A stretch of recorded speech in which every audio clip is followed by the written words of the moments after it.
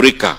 Na Mheshimiwa Rais, uongozi wako umeonyesha dhahiri kwamba sio tu mazungumzo ya changamoto na shida za vijana, lakini mazungumzo ya kupata suluhu.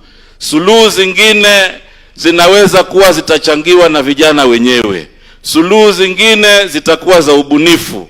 Na ndio maana Mheshimiwa Rais, uongozi wako kutoka nchi yetu iweze kujinyakulia uhuru, umeleta uongozi ambao una ubunifu katika kusuluhisha changamoto za Wakenya.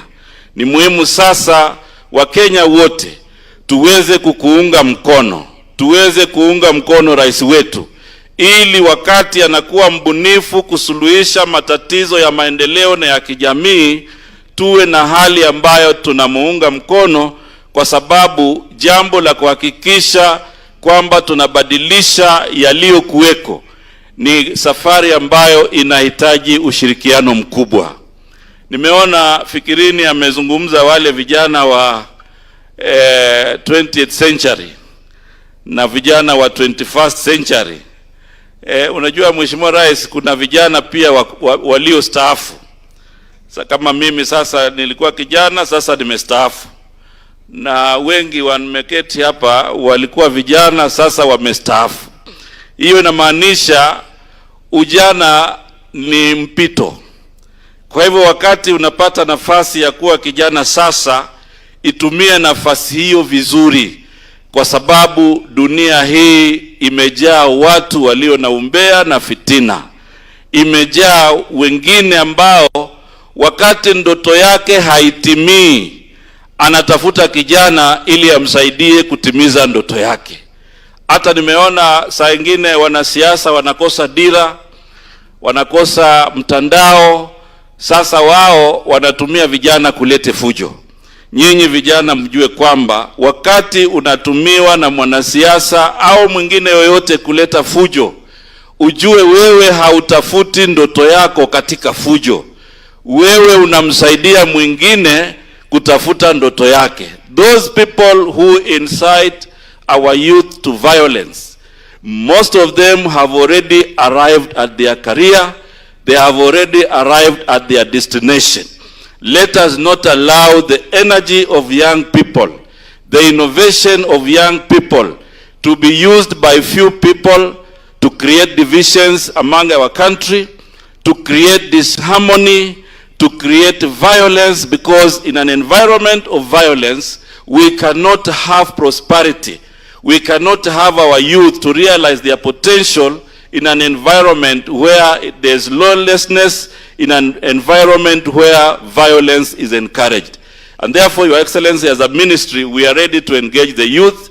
We are ready to ensure we inspire them, we mentor them, we develop their talents, we connect them with opportunities, but the foundation is an environment of peaceful coexistence. And therefore, Your Excellency, I don't want to say much, but I want to take this opportunity to ask all of us to be upstanding as we invite here His Excellency the President to speak and engage the youth. Karibu sana Mheshimiwa Rais. Karibu sana.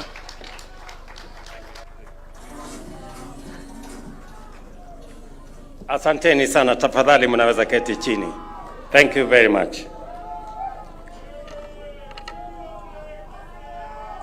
Ndugu zangu viongozi na viongozi pia wa vijana, hamjambo?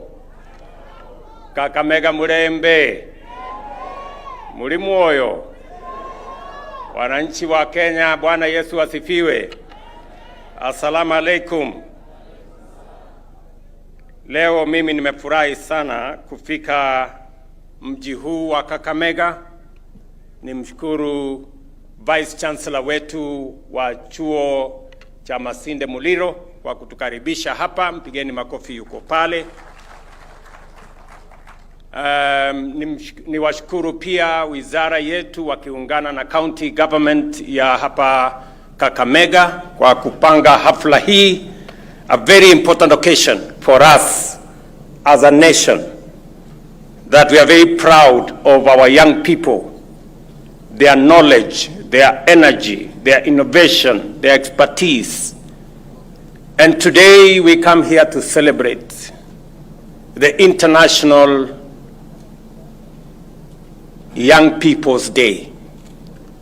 The single most decisive force that will shape Kenya's destiny is not oil, is not gold, or any other natural resource. It is the young people. For generations, young people have been referred to the leaders of tomorrow. But our youth are the builders of today, the architects of the future, and the driving engine powering Kenya's rise to greatness. I have seen it in many places. I have seen it with the Harambee Stars. That is why I am deeply honored to be here in Kakamega County to celebrate the energy, the creativity, and the resilience of our young people, and to harness and amplify their immense contribution to our bold national transformation agenda. Our Constitution commands us to equip young people with relevant education and training, to guarantee them opportunities for association and representation, to open doors for their political, social, economic, and cultural participation, and to protect them from harmful practices and exploitation. Every year, nearly 800,000 young people enter the labor market. For too long, many have faced and continue to face the frustration of limited opportunities. That is why we have crafted a bold, multi-pronged strategy, not only to generate jobs, but also to equip our young people with competitive, future-ready skills and ensure they thrive in the economy of the 21st century. Ladies and gentlemen, technical and vocational education and training is a central pillar of our economic transformation. TVET graduates are 3 times more likely than their peers without technical training to start a micro or small enterprise within 2 years of graduation. This is why we are aligning TVET curriculum with industry needs and modernizing equipment and expanding public-private partnership for apprenticeship and job placement. In 2018, TVET enrollment stood at about 180,000 learners. Today, TVET enrollment is upwards of 700,000, supported by the expansion of institutions from just about 50 a decade ago to more than 250 nationwide today. Through the National Government Apprenticeship Opportunities Program, we aim to enroll from 700 to 2 million youth in TVET institutions by the end of 2025, meeting the projected annual demand for 300,000 additional skilled workers and bridging the skills gap that is currently at 40% in some technical sectors. We have also deliberately chosen housing as one of the main engines of job creation in Kenya today. Currently, over 161,000 housing units are under construction across the country, part of a 700,000 home pipeline that will generate more than 1 million jobs. Here in Kakamega, right here in town, we have 200 units complete, 2,000 units have been procured, another 2,000 units in Mumias, and another several units in different constituencies in Kakamega County, a total of 5,000 units we are building in Kakamega County. About 320,000 young people are already working in affordable housing program, with numbers set to double in the next 2 months. I have said that in the next 2 months, we want to escalate the number of young people, whether they are electricians, technicians, plumbers, engineers, quantity surveyors, architects. We want to increase them to 640,000 in the next 2 months. We have already advertised 4,000 internship positions for young professionals that are coming out of universities and our TVET institutions through the Public Service Commission. We will engage architects, engineers, surveyors, IT specialists, marketers, and other specialists, placing them in housing projects and municipalities across Kenya.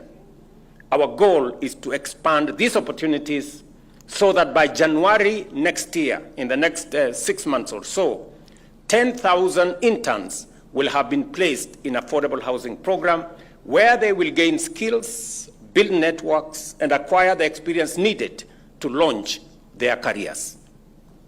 Through Climate Works program, we are advancing both economic and climate resilience by implementing labor-intensive environmental projects, restoring ecosystems through tree planting, cleaning rivers, and greening public spaces. Beyond the environment, Climate Works also drives jobs in roads and housing construction and urban development. We began with Nairobi-based cohort, and I am especially very proud that 45,000 young people are spearheading the Nairobi River Regeneration, transforming riparian into clean, green corridors.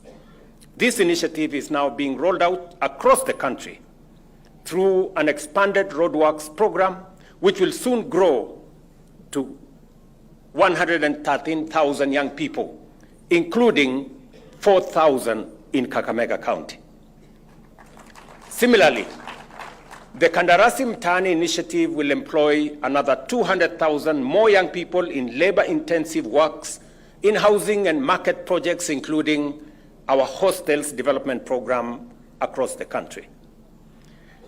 This will also include boundary walls, laying cabro roads, and installing wastewater treatment plants, equipping participants with both income and skills.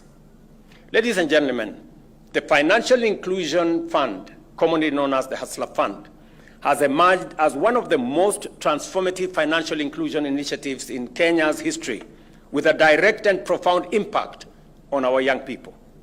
Its sheer scale has been unprecedented, with over 26 million Kenyans accessing the fund, making it the single largest program of its kind. Of this, 9 million are repeat borrowers, a powerful indicator of sustained trust and tangible benefits. The fund has so far disbursed 72 billion and mobilized 5 billion shillings in savings. One of the most significant outcomes has been credit empowerment. Through the Hustler Fund, 5 million beneficiaries have improved their credit scores, a game-changing development for young people who previously had no credit history or had been blacklisted in CRB. Many are now eligible for larger credit-rated loans of up to 150,000, enabling them to invest in stocks, equipment, or business expansion. We are also committed to promoting orderly labor mobility through our global labor mobility strategy, ensuring Kenyans can take up jobs abroad in safe and decent conditions. Over the past 2.5 years, 430,000 Kenyans have secured employment overseas through the Kazi Maju program. We are negotiating bilateral labor agreements with various governments to safeguard our workers and align their skills with high-demand markets. Through the WESO Fund, we are financing air tickets, visas, and settlement costs for Kenyan youth taking up jobs abroad. In this pilot phase, Kenya shillings 200 million has been already provided and already supports 225 young people. Equally, over the past year, the Youth Enterprise Fund has provided mobility-ready support, including pre-departure training, certification assistance, and financial literacy to prepare our young people for international employment and successful reintegration. and the Youth Fund has disbursed 244 million, enabling 2,271 young people to secure jobs in various countries abroad. Today, I will be presenting checks worth 163 million to support a further 816 young people who have successfully secured jobs through the labor mobility program so that they can prepare themselves to travel and work abroad. Ladies and gentlemen, the Kenya Youth Employment Opportunities Project was a 5-year World Bank funded government initiative implemented between 2018 and 2023 to increase employment and income-generating opportunities for young people across the country. The project directly reached over 310,000 beneficiaries and facilitated the development of 50 new trade testing standards. Many of these young people have gone on to create jobs and earn sustainable incomes through enterprise establishment with the project's support. Building on this success, the successor initiative that we have now rolled out, the National Youth Opportunities Towards Advancement Project, commonly called NYOTA, has rolled out Cycle 2 for business support in all counties, attracting over 1 million applications by close of the application period on 15th of May 2025. NYOTA aims to enhance youth employability, expand access to employment, promote savings, and strengthen youth employment systems and project management. Its implementation and interventions include training 600,000 young people to access government procurement opportunities, commonly known as ACBO, providing 110,000 young people, entrepreneurs with business development services, market linkages, mentorship, and financial support. NYOTA is enrolling 90,000 young people in on-the-job training, with applications currently open through the *254# financial inclusion platform until Friday, August 15th, which is coming Friday. We will also certify 20,000 through the recognition of prior learning framework and help 190,000 young people join the NSSF Haba kwa Haba savings scheme. In every ward across Kenya, and I want you to listen to this carefully, 70 young entrepreneurs, 110,000 in total, will each receive a grant of 50,000 shillings in startup capital under this program. I am pleased to report that the first phase of 54,000 young people will receive their 50,000 business startup capital next month, paving the way for their skills training to commence at the same month. Our Kenya Jobs and Economic Transformation Project, worth 20 billion, is also poised to support 42,000 enterprises, 600 business clusters, providing financing and facilities to scale up youth-led ventures. The Center for Enterprise, in partnership with Germany, will train young people in high-value industries at 6 special economic zones that are under construction. To further support youth-led enterprises, we shall, before the end of this financial year, launch the Youth Enterprise Investment Bank, capitalized at 9.75 billion, to provide financing, credit guarantees, and capacity building for young people in enterprise. On the digital front, our digital superhighway agenda has reshaped Kenya's economy, placing technology, innovation, and youth at its core. We have expanded digital infrastructure by over 24,000 kilometers of fiber, linking urban centers to remote villages. In 2022, public Wi-Fi hotspots were rare. Today, 1,494 free public access points empower traders, students, and innovators across Kenya. Through the completion of the 316 digital hubs and the ongoing construction of 404 more ICT hubs, we are equipping young Kenyans with the skills to thrive in a rapidly changing world with digital jobs. Over 1.9 million youth have been trained in digital literacy, with nearly 300,000 securing digital jobs across through Ajira, Jitume, and BPO services. Ladies and gentlemen, these programs form the engine of a youth-powered economy. They are the pipelines of opportunity and demonstrate our unwavering belief that when our youth rise, Kenya rises. With determination, hard work, and focus, we can indeed realize our overarching objective of creating at least 1.2 million jobs annually. Let me stop here because I want an engagement with the young people. I did ask the organizers that maybe we should have a fireside chat here, or maybe an engagement, because I want to listen to some of the young people in this audience have to say. And I want to answer some of their pressing questions. And I want to engage so that we can take our country forward.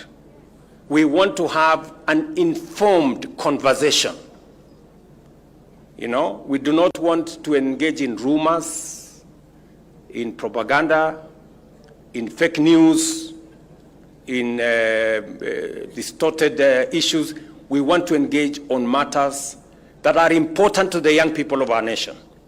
Because I have said before, and I will repeat again, as a country, our greatest asset, the biggest asset we have in Kenya, is our human capital.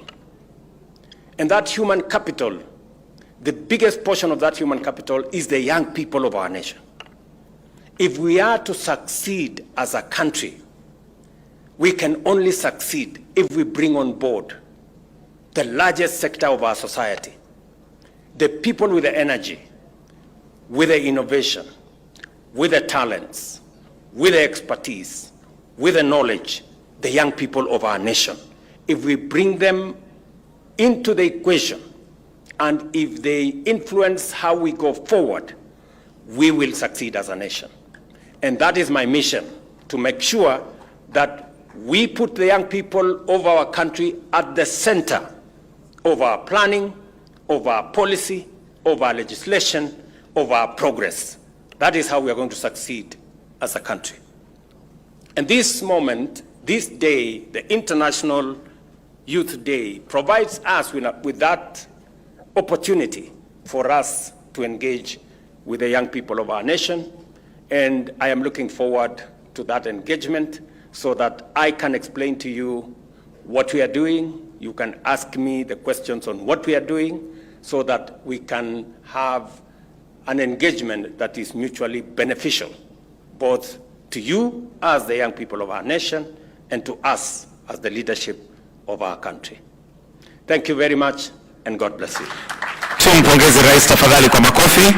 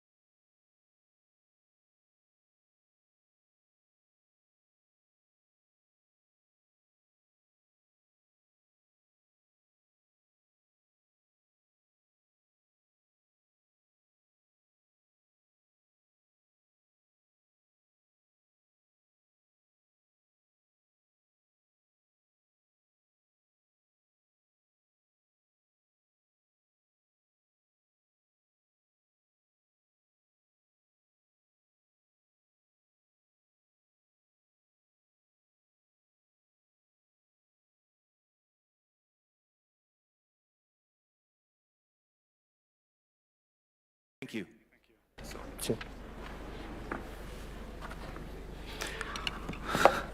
Thank you. Thank you, Your Excellency, for this opportunity. Vijana mko? Nataka nione vijana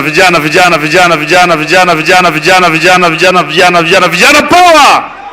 Asante sana. So, Mheshimiwa Rais ameamua kutupanga. Amesema sasa mara nyingi nyinyi mmesikia wadosi wakisema kwenu. Sasa leo anataka nyinyi nanyi mseme na yeye. I should start. Yeah. Let me start so that you know what I want us to discuss about, and you can ask me whatever questions you have. Are we together? Muko tayari na maswali? Let me start. Let me say the following. Today is International Youth Day. Siku ya vijana. The United Nations set aside this day so that we can celebrate the young people globally. And we use this occasion to celebrate the young people in Kenya. And let me say that, as I said in my statement, the single most important asset that we have as a nation is the young people. The single most important asset is our human capital. It is much more important than any resource that we have. It is more important than gold. It's more important than all the things we can do. That is why, intentionally, I have decided that we are going to invest sufficient resources in making sure that we develop our human capital. How so? You know, if our human capital is the most important asset that we have,